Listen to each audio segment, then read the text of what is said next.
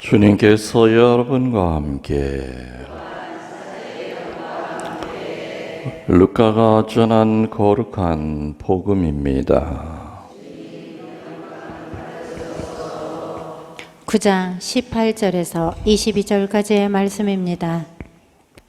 예수님께서 혼자 기도하실 때에 제자들도 함께 있었는데 그분께서 군중이 나를 누구라고 하느냐 하고 물으셨다.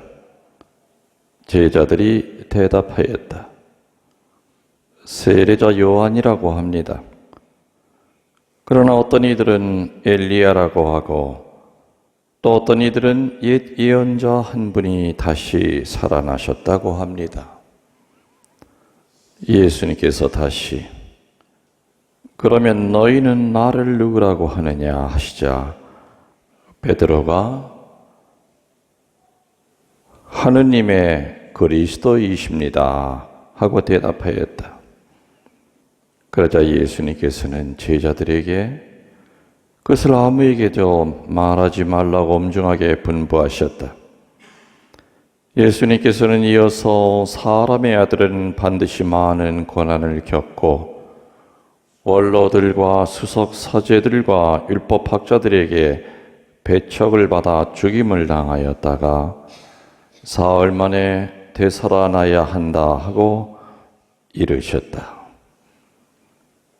주님의 말씀입니다.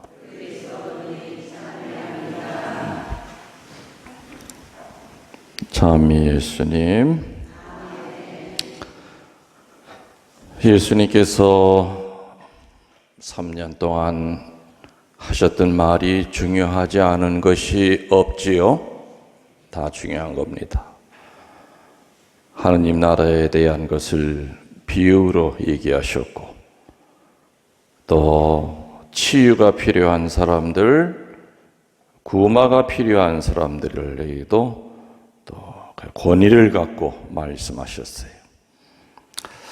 근데 예수님의 말씀 가운데서, 예수님의 입에서 나온 말 가운데서 오늘처럼 긴장하시면서 예수님의 입에서 나온 말이 또 있었을까? 유일하게 예수님 개인에 대한 그 얘기를 오늘 하십니다. 뭐예요? 사람들이 나를 누구라고 하느냐? 이런 거 처음 물어보셨어요. 그리고 어느 때보다도 예수님은 긴장하시면서 제자들한테 얘들아, 사람들이 나를 누구라고 그래? 예수님 생애에 가장 긴장된 그러한 질문이 아니겠는가. 그리고 아주 중요한 질문이었어요. 왜 그 질문이 그렇게 중요하고 예수님을 긴장시켰느냐? 지금 이 질문을 할 때는 공생활을 시작하실 때가 아니라 공생활을 끝내 가실 무렵, 다시 말하면은 순환과 죽음을 앞두고선 하신 말씀이었어요. 3년 동안 열심히 하느님 나라를 가리켰고 내가 누구라는 것을 그토록 말씀과 기적을 통해서 알렸는데 이제 순환과 죽음이 기다리는 그 예루살렘으로 올라가시기 전에 예수님은 알고 싶으셨던 거예요. 과연 내가 3년 동안 했던 그 많은 하느님에 대한 말씀이 제대로 이해하고 있을까? 그리고 나에 대해서 도대체 어떻게 생각하고 있을까? 그는 본당을 떠날 때가 되면은 사제들이 갖는 생각과 비슷해요. 과연 이 본당 신자들이 내가 떠난 다음에도 나를 어떻게 기억하고 있을까? 비슷한 생각을 할 것 같아. 그래서 이 물음에 대한 답은 예수님에게 지극히 중요한 의미를 지니고 있었습니다. 죽음을 앞에 두고 당신이 누구인지 사람들이 제대로 알고 있는지 알고 싶었던 것은 어쩌면은 당연한 생각이셨을 것이죠. 무려 3년을 가리켰는데 3년을 온 힘을 다해서 가리켰는데 어디 하나 버릴 것 없는 그 보석 같은 말들을 3년을 가리켰는데 과연 사람들이 나를 어떻게 알고 있을까? 제자들은 뜻밖의 예수님의 질문에 처음에는 좀 당황을 하다가 어떤 답은 하긴 해야 되겠고 그래서 뭐라 그래요? 예수님의 그 속마음을 못 알아챈 거예요, 이 등신들이. 그러면서 뭐라 그래요? 예수님의 염장을 질르죠. 죽었던 세례자 요한이 살아났다고 그러기도 해요, 사람들이. 그리고 또 옆에서 또 뭐 누군지 모르지만 아무튼 제 중에 하나가 또 얼핏 들리니까 뭐 옛날 구약에 엘리야가 환생했다고 하는 얘기도 또 들려요. 그리고 또 한 사람이 또 예레미야 예언자라고 하는 사람들도 있어요. 예수님이 원했던 답은 이게 아니었죠. 아마 제자들은 세례자 요한, 엘리야, 예레미야 다 선지자들이에요. 세례자 요한은 말 그대로 예언자입니다. 엘리야는 해방자입니다. 예레미야는 지도자입니다. 그래서 아마 이 12 제자들의 입에서 나온 이 세 선지자들의 얘기를 들으면 예수님은 아마 흐뭇해 하실 것이다 라고 생각하고 아마 이 얘기를 했을 거예요. 주님 보러 예언자래요. 주님 보러 해방시키는 분이래요. 주님 보러 지도자래요. 세례자 요한 하면 예언자 떠오르죠. 엘리야 하면은 해방시키는 선지자로 나오고 예레미야 하면은 이스라엘 백성을 이끌던 큰 지도자예요. 칭찬받을 줄 알았을 거예요.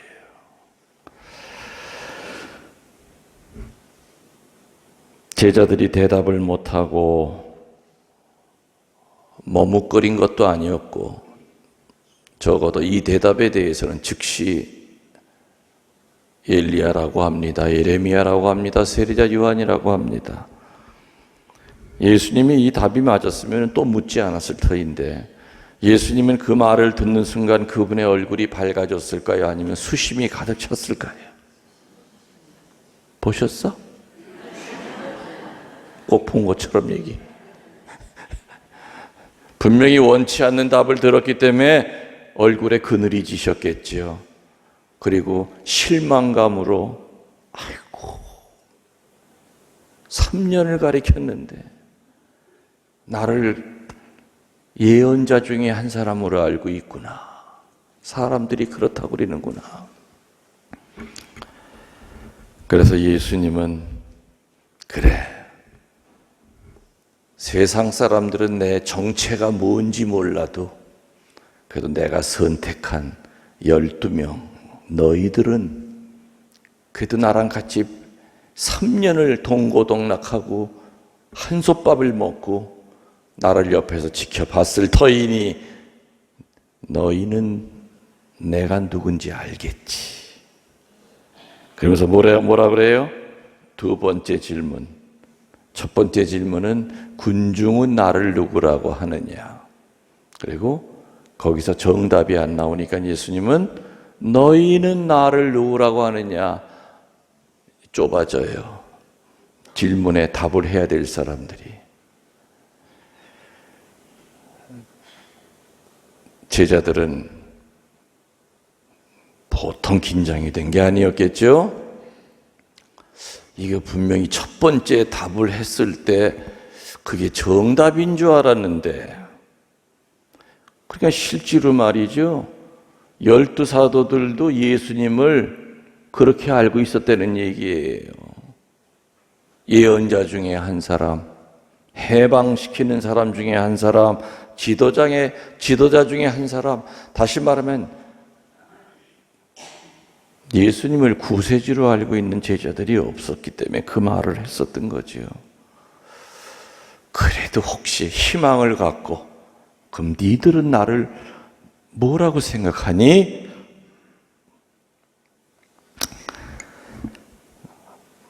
한동안은 정적이 흘렀을 겁니다. 서로가 눈치를 보면서 주님이 과연 원하는 답이 뭘까? 근데 이거 말 한번 잘못 꺼냈던 귀퉁뱅이 맞게 생겼고, 또 잘못 대답했다가는 또 저분 얼굴에 더 수심이 가득할 것 같고, 12사도가 말을 꺼내는 사람이 없었는데 그 순간에 그래도 총대는 내가 져야지 하고 나타난 정의의 사도가 누구예요? 베드로. 제일 큰 형이니까. 또 베드로 성격은 머뭇거리는 성격이 아니거든요. 베드로가 뭐라 그래요? 하느님의 그리스도이십니다. 군더더기 다 떼어버리고 100점짜리 답을 한 거예요. 신기하게. 12 제자 가운데 제일 많이 혼난 사람이 누구예요? 베드로 사도예요. 성서책이 거룩한 책이라고 하는 것이 분명한 것은 12 사도들의 약점이 다 나와 있었어요. 이게 만일에 인간이 만든 소설 같은 거라면은, 그리고 어떤 무슨 전기라고 그런다면은 그 사람의 약점 다 없애잖아요.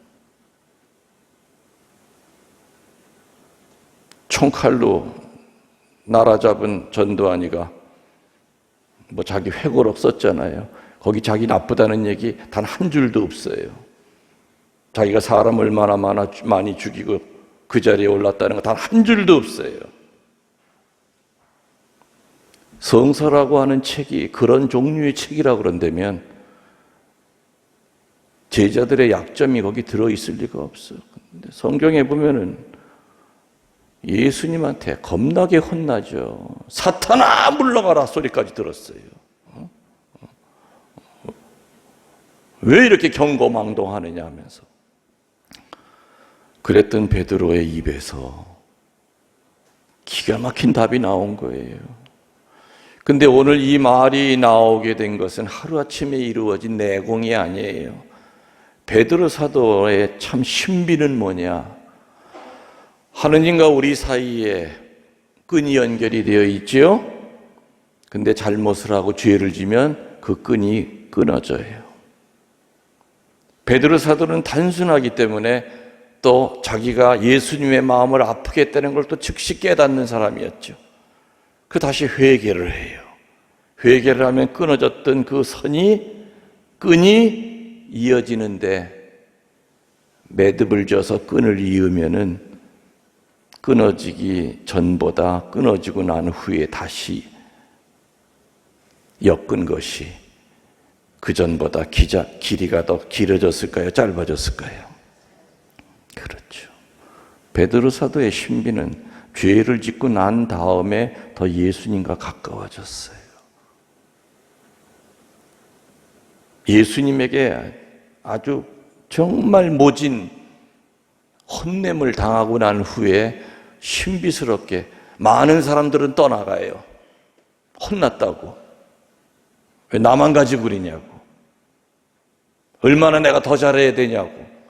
근데 베드로 사도는 신비스럽게도 걸려 넘어지고 난 다음에 보면은 예수님과 걸려 넘어지기 전보다 훨씬 더 가까워져 있어요.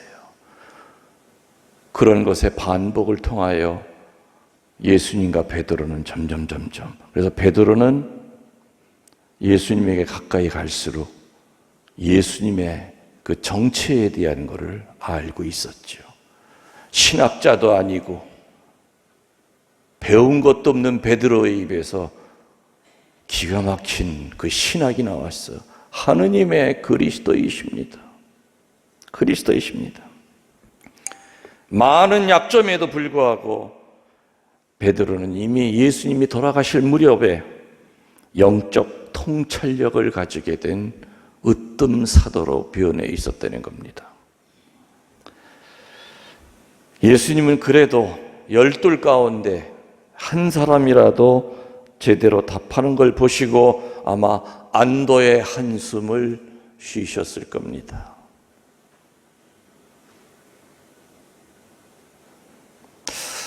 저도 서운동에 있다가 언젠간 떠나겠죠.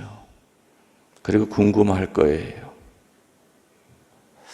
서운동 신자들이 김웅열 신부를 생각하면 뭘 먼저 떠오를까?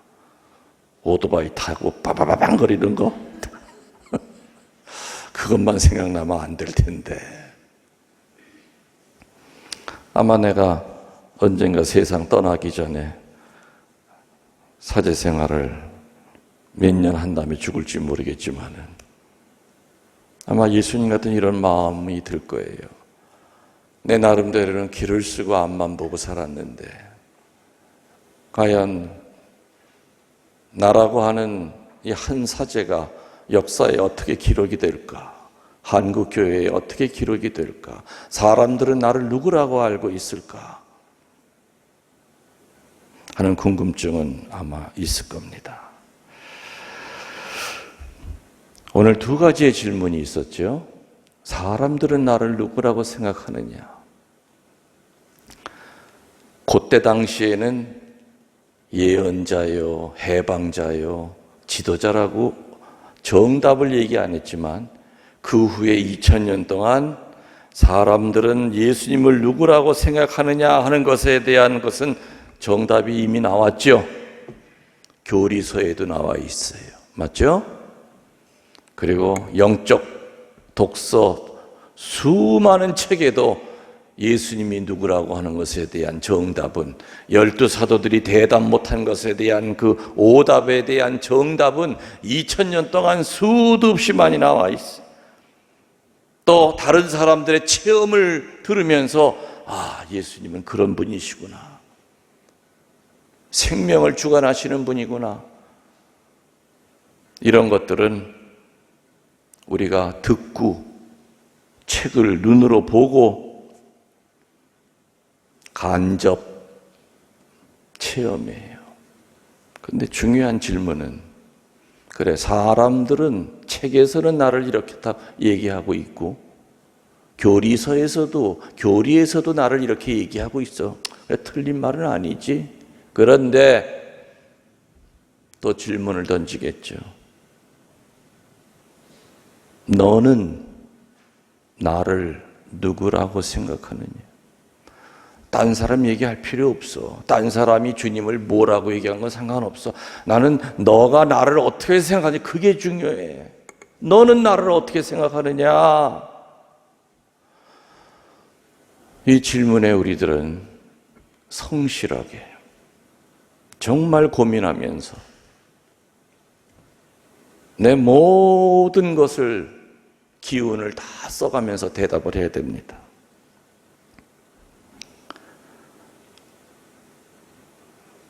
주님은 성체의 모습으로 내 안에 들어오실 때마다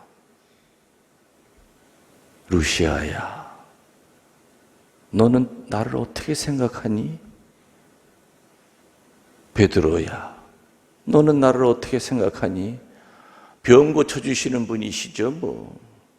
집안 잘 되게 해주시는 분이시죠, 뭐. 너는 어쩌면 그렇게 2000년 전에 엉뚱하게 대답했던 그 어리석은 제자들과 어쩌면 그렇게 똑같이 대답하느냐. 예수님이 물으시면 여러분의 입에서는 여러분이 살면서 체험했던 살아계신 하느님이시라는 걸 얘기해 주셔야 돼요. 활자에 있는 하느님이 아니라, 교리서에 있는 하느님이 아니라, 저는 맨날 메시에 주님이 살아계신 하느님을 저는 체험했습니다. 예수님에 대하여는 하늘과 땅을 채우고도 남을 만큼 많은 책들이 있어요. 예수님에 대하여 쓴 책에 대해서는. 그러나 이 세상 아무리 영적 독서책이 많다 하더라도 어쩌면 그 남의 이야기입니다. 김웅렬 신부에게 예수님은 누구신가?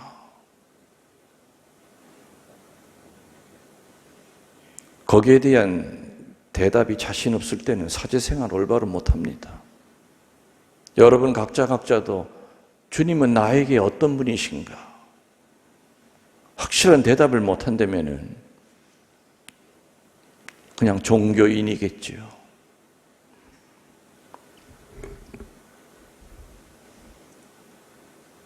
예수님에 대하여 시험 볼 때 우리는 열심히 공부하면은 좋은 점수를 얻을 수 있지만 그렇다고 예수님을 아는 건 아닙니다. 예수님을 체험하는 건 아닙니다. 예수님에 대하여는 읽고 외우고 전할 수 있지만 그러나 살아계신 하느님, 나에게 있어서 그 하느님은 어떤 분이신가? 오늘도 여러분에게 묻습니다. 너 긴 세월 동안 신자로 살면서 수도 없이 나에 대한 이야기를 들었을 것이다. 근데 나는 그게 중요한 것이 아니라 너가 나를 어떻게 생각하고 있느냐. 나는 그 대답 듣고 싶다. 여러분 각자의 몫이요 의무일 겁니다. 아멘. 예물 준비